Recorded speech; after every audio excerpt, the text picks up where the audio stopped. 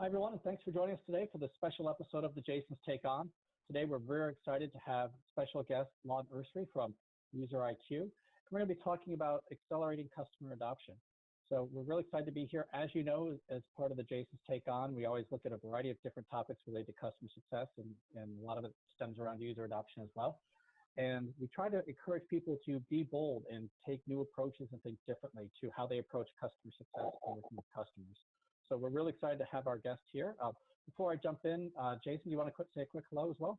Yeah, hello everyone. Really excited to do another one of these guest podcasts. Really great fun to do these, getting some real life insights and experiences from experts out there in the field. And as Jason said, really good that Lawton's going to share with us kind of his own insights and the work that him and the team have done, and how that they've helped their customers there. And Lawton, I'll kind of hand over to you, let you do an introduction before we kick off. But as Jason said, what we're going to do is kind of go through our last podcast was all around accelerating user and customer adoption. So we're going to talk through some of the questions that we had there and just get your spin on it. So Lawton, I'll let you do a quick intro. Sure, thanks. I appreciate it, and thanks for having me here. And I'm looking forward to the discussion. So I'm the VP of Customer Success for UserIQ, and to your point, Jason, focusing on accelerating user adoption. That's really at the heart of what UserIQ is focused on. So our platform works with any SaaS application, and it really focuses on kind of three main things. We give customer success teams the ability to understand their users through the scripts that are installed on your SaaS application. So you can understand health scores and really user adoptions to understand at a high level or very intricate level, how are users engaging and where are they engaging in your application. And then at that point, users always don't do what you'd like them to do. So there's also an engagement area of our solution that allows you to deploy campaigns to get feedback from customers, to capture VOC, to inform them of new features that you've launched, NPS. So there's a series of ways that you can engage inside of your application through our engagement area of UserIQ. And then, of course, the third piece is anticipating what users are going to do. Through the metrics that we're capturing on usage, there's some very, very key ways that we can inform and empower CS teams to drive smart outreach, to drive outreach at a more proactive level versus a reactive level when things are kind of too late and it's really too close to the churn milestone, if you will. I really like that idea of that kind of proactive outreach and that engagement. I mean, that adoption and that onboarding is kind of your first stage in the journey, a really critical stage, but there's a lot that is ongoing. And I'd like to kind of throw the first question that we've got back at you, Lawton. I mean, what does adoption mean? So how do you see adoption? Client needs fulfilled, that is at the simplest level, and understanding how to map to those with the operational alignment, the team that you're empowered with, and really the whole ensemble of tools that are available to you. But all of those things need to be really focused on, did the client need get fulfilled? And in terms of, okay, so if we understand what the client needs are, what do we do at that point? And we really kind of focus first on creating a laser focus around, if they're a client, well, they purchased, and likely they purchased for something, right? So let's laser focus on that thing and understand, are we dealing in a short-term or a long-term goal? If it's a short-term, it's a do-it-now item, and we really wrap all the energy around creating that win for them. And then we kind of focus, secondly, while that's going on, hitting that quick win, understanding what the future goals look like, and creating a timeline that ultimately means meeting those needs. And most times meeting the need is we've launched something in market with the customer, be it an NPS campaign, a in-app announcement about a new feature, a VOC customer survey, whatever those series of things are. We've kind of put those in an order that can set some clarity on how we drive a direct line to that going into market. So that's kind of the longer term pieces. And then, of course, among the goals that they're trying to achieve, we do know among our client base, there are some things across all CS teams that maybe is not an immediate goal of why they purchase, but we know that we can create value for their teams. And here's one good example. We're able to send alerts to a CSM if there are some signals of engagement falling off. One simple one that we like to do for all clients is if login frequency drops, oftentimes we'll start within a week or a 14-day period. And if it crosses that, we set thresholds for clients. And then at that point, UserIQ will fire an alert to the CSM that owns the account via Slack. And it really just informs them of, you might want to connect or maybe create some investigation around this because it appears that the customer is not engaged as they were once before. So that's an example of the quick wins, and we try to sprinkle in those that we know have excited other clients, and then we focus on the other main goals, which is why they purchased. Yeah, and I like that, what is the reason they purchased and that laser focus on their business outcome. But something you do a nice job of mixing in, we understand their business goal, but then also, are they using the product and how can we take action if they're not using it, they're not adopting it, and making sure that we focus there. In terms of achieving user adoption, what are some of the things, not just specific to UserIQ, but sort of across any SaaS vendor that you've seen, are some good practices that they should be doing to help customers better adopt a SaaS product? What are some of the essential things on that journey? Sure. Yeah, I think, it starts first and foremost back to kind of the definition of the adoption is a really clear understanding of what the client goal is. And, if that's captured, does the team seeking to accomplish that goal have a good agreement across the group of the best way to achieve that? I mean, a lot of times hitting a goal, there's a lot of different ways you can do it. It is good to have a collaborative team where people are discussing the wins and the fails and have a open sanctuary where ideas are shared together, and have some consensus across the group of this has led to increased outcomes among our user base together. So let's see if this is an area we want to create a repeatable pattern down. So that alignment on how teams achieve the goal that they've identified for the customer, I think, is really important. Along that, achieving the user adoption is important all the time to celebrate. This can never be, it's not work. This is fun things. We're cracking the code on user adoption for customer success teams and empowering outreach. I mean, these are new things that we're helping teams accomplish. That's fun. And I think that a lot of people in pursuit of the business goal can sometimes miss these little things that are super important. So celebrating is a big one for our team. And I think it's important for all teams. A complete understanding of the customer journey along the user adoption pathway is really important. If you understand that, then you can more closely coordinate your touch points, right? So you've got potentially a CSM team interacting with a client. You've got maybe a drip nurture email that is sending communication to them. You've perhaps got in-app messaging, and there's this whole ecosystem that should be almost perfectly aligned to what the customer goal is intended to do. That stuff is very complex, and it's really I see this step skipped often.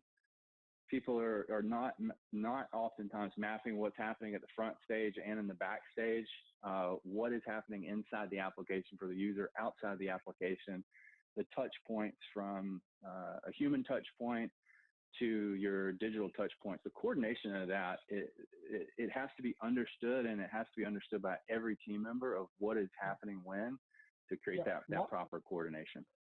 When you say front stage and backstage, can you just clarify what you mean by that? Because I'm not sure everyone is familiar with that. Yeah, sure. Sorry about that. So front stage is really the what is seen and felt by the customer. So that's really just front stage means the optics of the customer experience.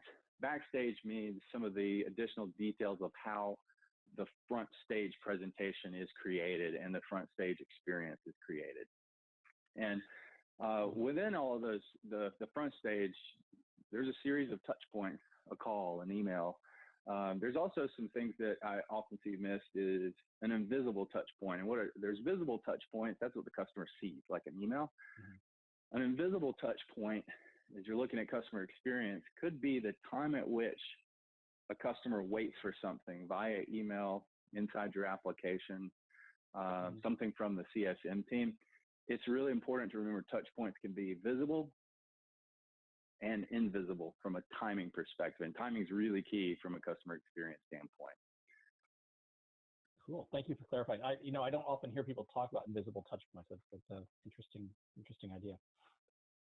Do you want one other question for you, Lawton? It's something that I think we kind of spoke about before we kick this off, but how do you position adoption, onboarding, and kind of the whole success around it during the sales process? Do you get your CSM teams engaged with the sales process? Do your sales team position adoption and onboarding at the correct level? How are the expectations set there with customers? Sure. Yeah, I think the key word there for us is restraint. There's a lot of exciting things that benefit customer success teams with our tool, and a lot of cool things from cracking the code on user adoption. You have to be really careful with that. So we really practice restraint in that sales process, focusing similar to what I've said before from a user adoption standpoint. What is if they purchase, what is the reason they're going to purchase for, and let's illuminate how to create that and make sure we draw a direct line that from a customer experience standpoint is easy to get there, and the client really has comprehension of how to meet the requirements that they have. Right. Authenticity, that's another one that we focus heavily on. And for us, the authenticity means through the lens of the customer that we serve, the things that we talk about are not necessarily there from a sales perspective. We're talking about how our own team uses our tool, and we're talking about stories from the field, how our own customers and the customer success teams, how they individually use their tool. So we really try hard to make sure the whole team knows our customers better even than our own CS team internally knows it, and that they're empowered with stories that are ways that the application is empowering teams. That keeps us focused on a learning and a comprehension model that I think leads to increased sales, and it's a no BS model. If we can't talk about a story of how our team is using it or a customer is using it, don't talk about it. And that keeps us focused on the why behind what our tool is doing.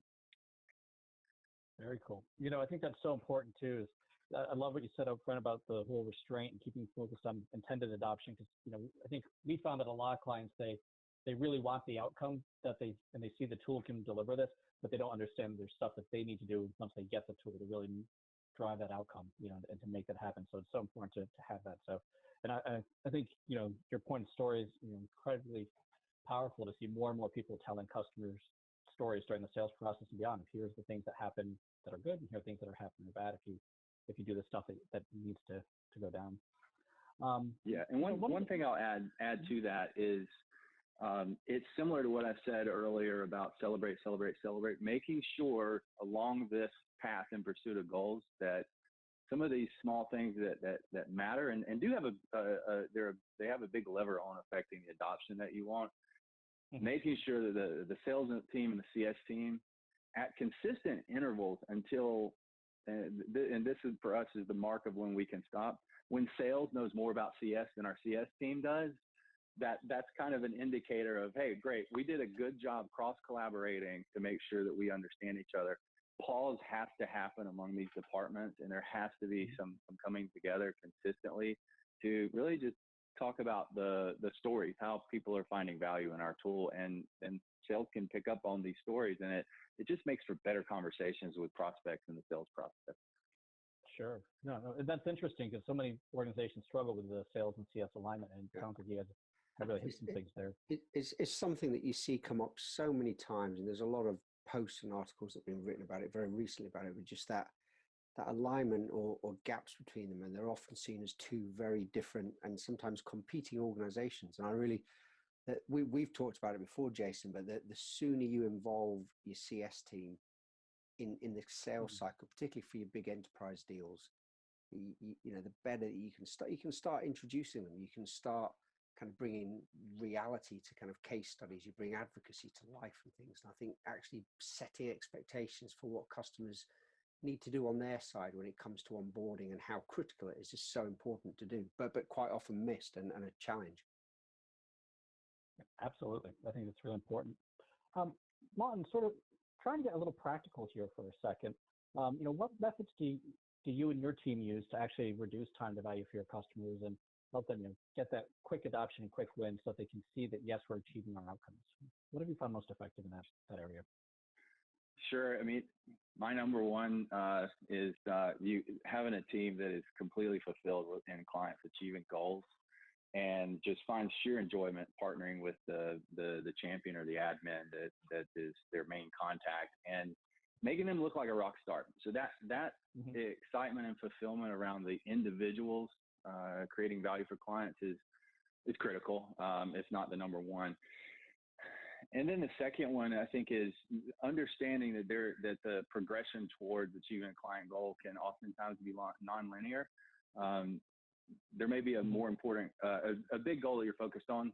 The timeline may be too long. So it's making sure that while we're achieving this larger one, that we're getting quick wins and immediate value on that journey with them. So understanding how to progress in a nonlinear way and knock some things out that would count as a win for the client. Motivation, similar to what I said earlier, celebrate. Using motivation and positive reinforcement has been very effective for us for shortening time to value. Here's an example. There's certain areas in our application when the user does it, let's say they launch a campaign for the first time. We have these emails that go out, they're called high five emails, and it just says, hey, you launched your first campaign, nice work. That didn't have to come from in an unsustainable way, straight from the CS member that owns it. I mean, we can't do that for every customer, but we're using that automated way to indicate to the user, you're on the right path, and we're using positive reinforcement to let the user know that. The other thing that's key for reducing time to value for us is an understanding of the phases of customer journey. So you're in the onboarding phase. After onboarding, you get an adoption pro badge, and then you're in the adoption phase. And then from there, you're in the engagement phase. All of these are time boxed, and they're it's not a perfect science, but time boxing allows us to say, of all of our customers, what's the time frame that we have seen them leave onboarding, and then the adoption phase also has time boxing. There are extremities in these time frames, and if a customer is not out of onboarding in 30 days, and we're in, let's say, a 90-day period, something's clearly wrong. So making sure that the team understands these phases and that there is a progression over time. Understanding that there will be outliers, and sometimes there's a sprint, and sometimes maybe a product is sunsetted, things like that. The other thing that's really critical for us is when a good relationship is in place, accountability is much easier, and that to me is probably another big lever for getting to time to value quickly. You've got to manage the client towards their goals. If you understand the goals and there's good partnership there, they understand that you're going to get them to that goal, even if you have to drag them across the finish line. Clients respond well to that, not when things are going wrong, but if you establish that expectation early and say, I'm not going to sell for anything less than you being a rock star and being successful. Setting the tone with clear action items, letting them know every interaction that we are focused on that goal and we're going to manage to that.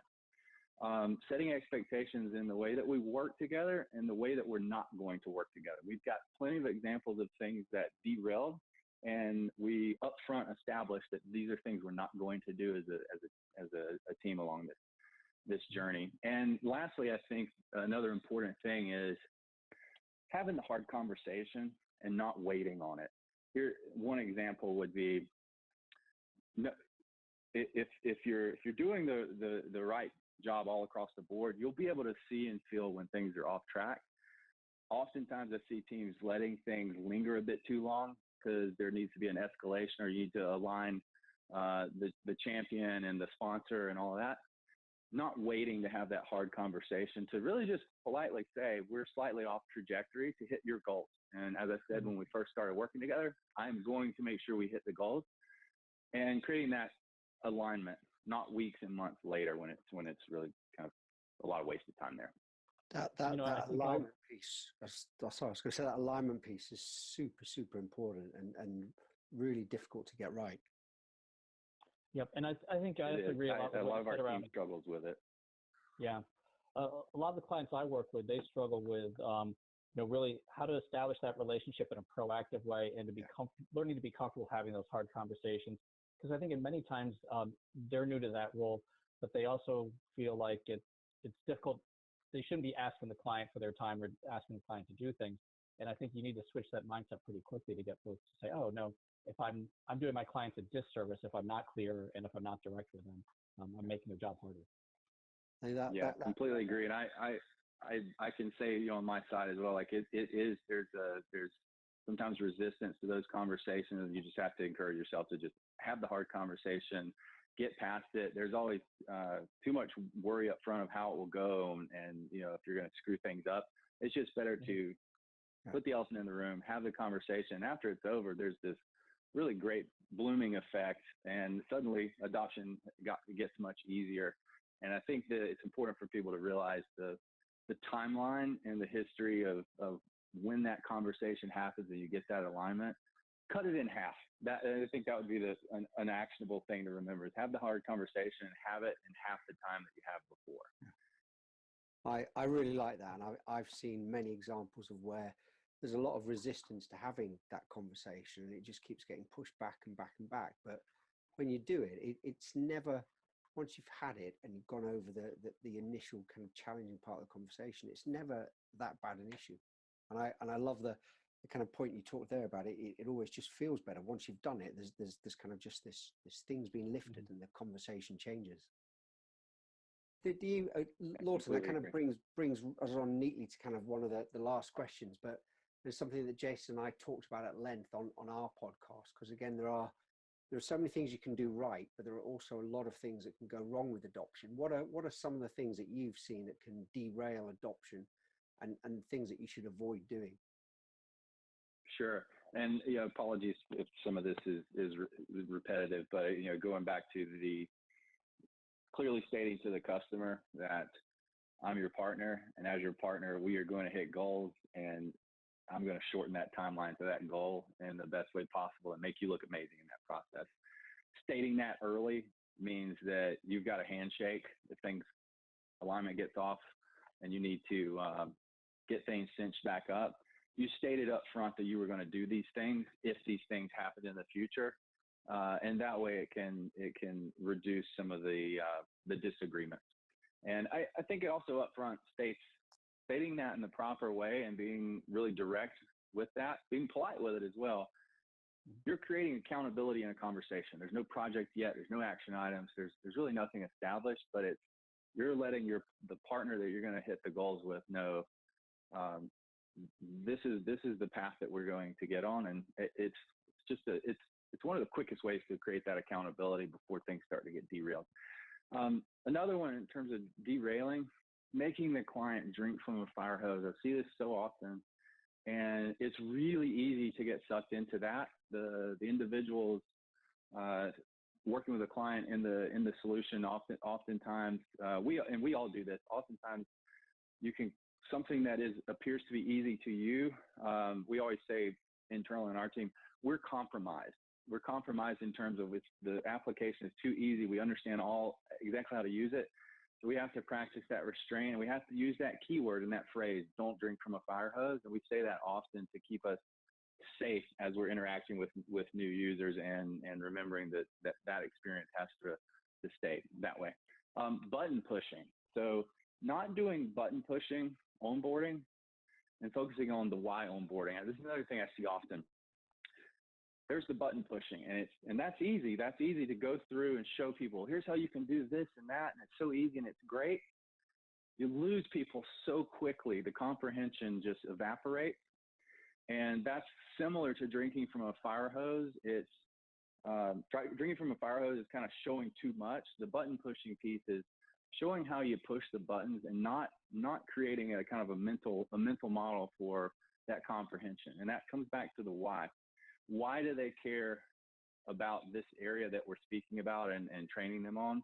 And the why, the way in which we speak to it, the best way to do it for us is speak to the why in unique ways that is unique to them. If you know their application, you can speak to certain ways that our application and it creates that why. So, and that's the hardest way to do it. There is a general why you would do something, but then there's the why through the optics of the customer's application. That's very powerful. The next one for me would be weak project management. So much stuff with so many things we have to do professionally comes down to disconnects and just poor management of the timeline to achieve an adoption. So that one, I think people can always get better at and work on. Another one would be pinpointing trajectory misalignment. If you understand the customer journey, understand what's going on, you will be able to spot when the trajectory is off, false starts, things that are just making it a bit too hard, onboarding maybe taking too long, adoption phase too long. At that point, trajectory misalignment, that's when oftentimes we'll get a dev to dev conversation happening. Maybe there's some technical things that are just slowing progress down. Getting the people aligned, getting them in a room and walking out of there with agreement and who's going to do what next so we can go ahead and start hitting the goal again. I think another one would be don't let the client manage you. There's multiple versions of that. And I think the last one would be if you're awake to this partnership and the client, you'll be able to see and feel, is the priority at that organization truly set in the right way it needs to be to hit the goal, or is it weaker than we had believed to be? And that really comes down to, are there meeting pushes too often? You know, so after three meeting pushes, sometimes people are busy, right? And that's easy for it to happen. Priorities get ahead of that. So if those are happening, and we do know that the champion and the sponsor have stated that it's a priority at the company, there just might be some miscommunication on the person doing the work and what the priority actually is if there's some misses. So just making sure that among all the things happening, is the right priority at this organization set to create an adoption outcome? And if not, it will really derail adoption. You know, I think that's so true, and I've seen that a lot where, you know, if you don't understand right up front where this falls relative to the priorities, and if you really have that, you know, executive commitment and support, and, you know, we could talk another time about my loathing of the word buy-in, because I think it doesn't really demonstrate the commitment and support, but it's all right there, and then you get all the problems you just mentioned. So I think that's a really good tactical list that people like.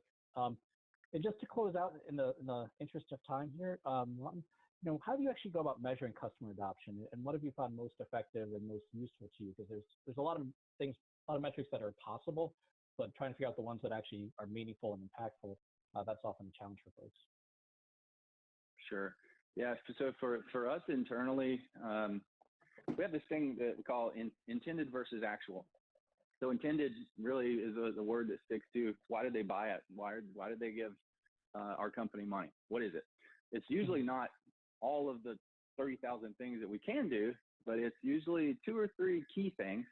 And that would be called for us, that's intended adoption. So we know what that is when someone purchases our solution, and we make sure that there's a good handoff from the sales team to CS, and they empower us with, you know, what is it that they need to accomplish. So now we've got intended captured.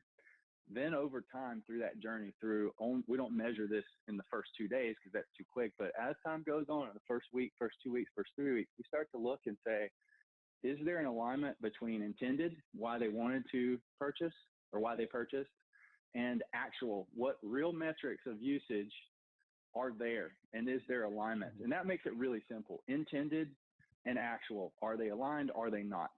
And that's one that we're constantly focusing on every part of the customer lifecycle. The other one is, we may see actual adoption is aligned to intended. Then there's another level we apply to that and say, okay, great, that's great.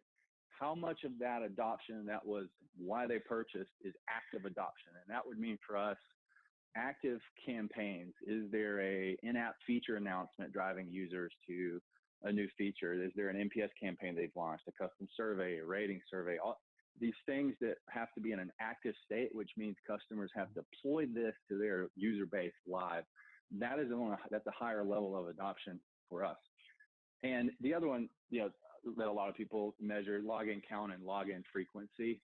If someone's logging in once a week and suddenly they've disappeared for 3 weeks, something's off there. And it doesn't mean that it's an emergency and it's going to lead to imminent churn, but we empower the CSMs with the information, and we've aligned as a team that this is not what we would deem on a good path to adoption.